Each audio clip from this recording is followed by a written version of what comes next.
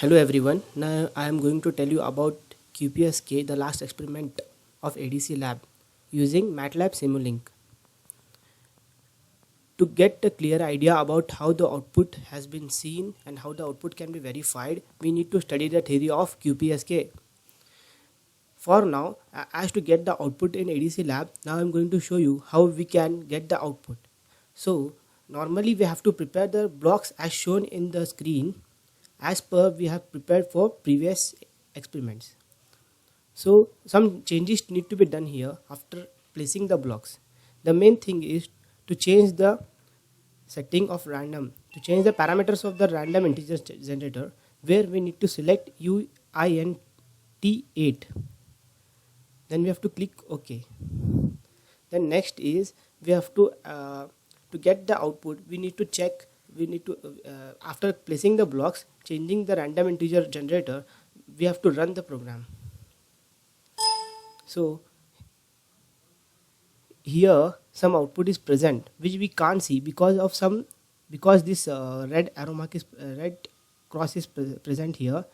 Behind this some yellow dot is present. We can see it by changing the value. For example, I will show you here.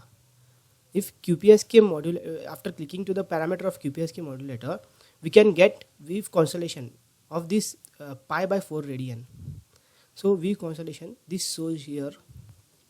See here, after studying the theory of QPSK, we can get how the output represent. So as here 45 degree, then 135 degree, and so on, the outputs must be present to get the QPSK.